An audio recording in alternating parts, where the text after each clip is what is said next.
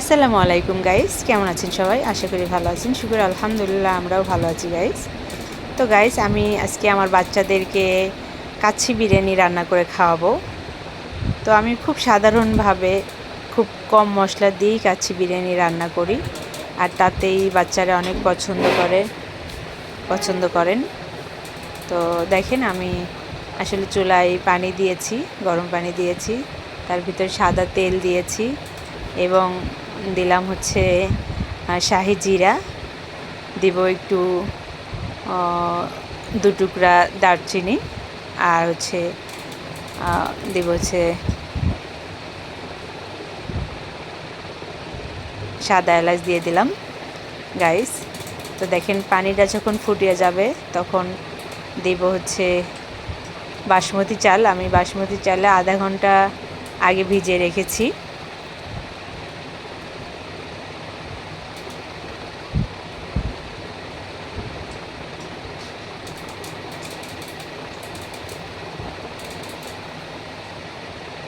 তো গাইস, আমি আসলে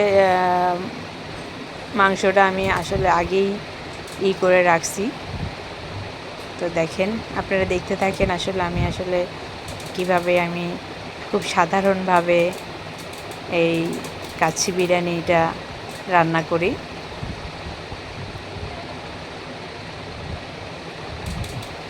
তো এদিকে আমি আসলে ঈদের পর দিন তো গরুর ভুঁড়িগুলা ভালো করে কেটে ধুয়ে রেখে দিয়েছি, যে 3 ভাগ করে রেখে দিব।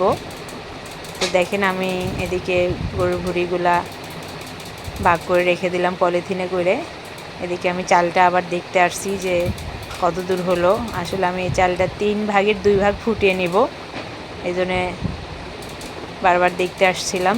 তো দেখেন, তো ফাইনালি দেখেন আমি কিভাবে, দেখেন আমি অলরেডি হয়ে গেছে, 3 ভাগের 2 ভাগ হয়ে গেছে।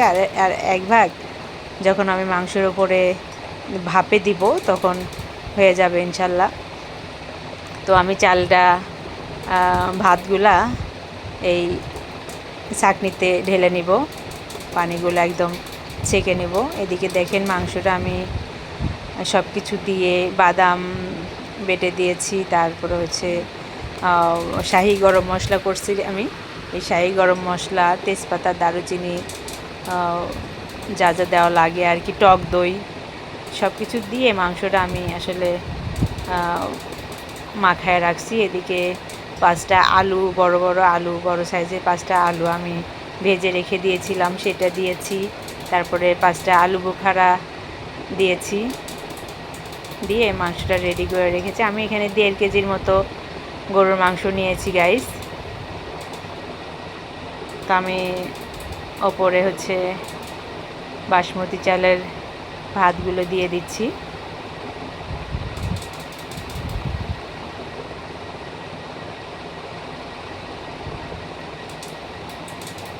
আসলে আমি একটু কাঁচা পেঁপে, আমার গাছের পেঁপে ছিল, গাছ থেকে ছোট্ট একটা পেঁপে পেড়ে নিয়ে এসে চোষাসহ একটু বেটে দিয়েছি মাংসগুলা।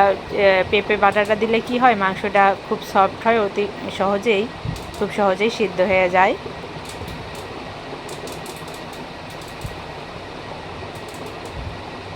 তো দেখেন, আমি প্রথমে বেরেস্তাগুলো দিলাম।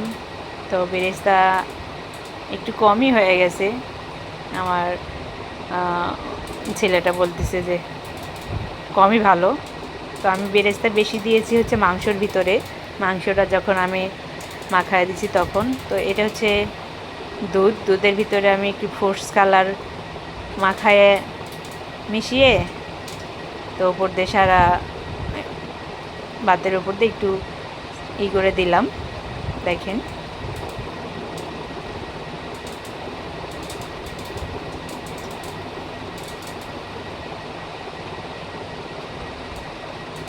তো কালারটা সুন্দর আসার জন্য আমি আর একটু ফ্রুটস কালার ওপর দিয়ে দিচ্ছি।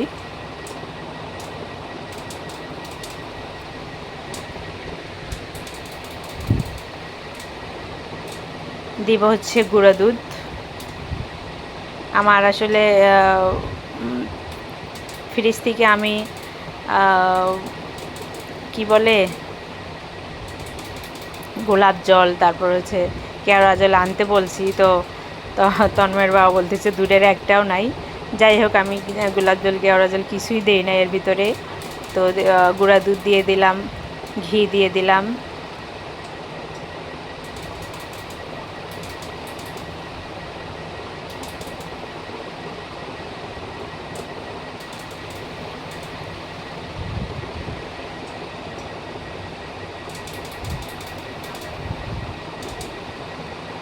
তিনটে স্টার মশলা দিয়ে দেবো উপর দিয়ে। তো দেখেন, আসলে গাইস আমি মাংসটা মাখায় নিচ্ছি হচ্ছে আদা রসুন জিরে বাটা, তারপরে হচ্ছে একটু পেঁপে চোচা সহ বেটে দিয়েছি। দেখেন মেহরুজ কি দুষ্টমি করে। তো আদা রসুন জিরা, তারপরে একটু চোচা সহ পেঁপে, তারপরে হচ্ছে টক দই, একটু বাদাম, সব মিলিয়ে বেটে আর পেঁয়াজের বেরেস্তা দিয়ে আমি মাংসগুলো আসলে মাখায় রাখছি। 1 ঘন্টার মতো মাখায় 1 ঘন্টার মতো রেখে দিছিলাম। যে আপনাদের হাতে যদি সময় বেশি নাও থাকে, তারপরেও আধা ঘন্টার মতো 20 মিনিট আধা ঘন্টা রেখে দিবেন মাংসটা অবশ্যই। আর কাচ্চি বিরিয়ানি রান্নার মধ্যে মাংসের মধ্যে অবশ্যই একটু পেঁপে বাটা দিবেন, তাতে আপনার মাংসটা খুব তাড়াতাড়ি সিদ্ধ হয়ে যাবে। তো আমি আটার দেখেন ময়দা দিয়ে চারিদিকে সুন্দর করে পাতিলের মুখটা বন্ধ করে দিলাম, যাতে একটুও ভাপ না বের হয়। তো আমি প্রথম 10 মিনিট হচ্ছে ফুল হিটে দিয়েছি, তারপরে হচ্ছে আরও 35 থেকে 40 মিনিট হালকা একদম লো হিটে আমি চুলার উপরে রেখেছি।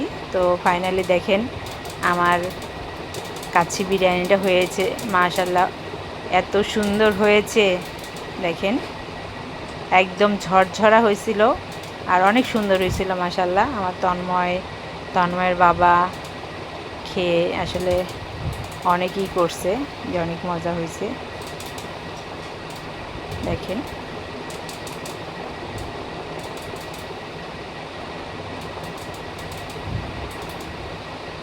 তো আমরা ফাইনালি নিচে একদম ফ্লোরের মধ্যে সবাই মিলে বসে অনেক মজা করে খাই।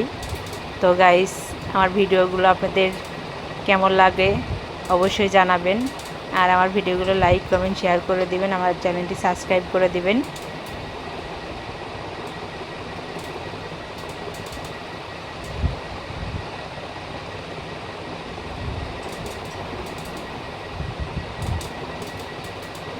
গাইস, আমার ফ্রুটস কালার তেমন আসে নাই, কালার দিয়েছি তেমন আসে নাই, কিন্তু খেতে অনেক মজা হয়েছিল গাইস। দেখেন আমরা সবাই ফ্লোরে বসেই অনেক মজা করে খাচ্ছিলাম।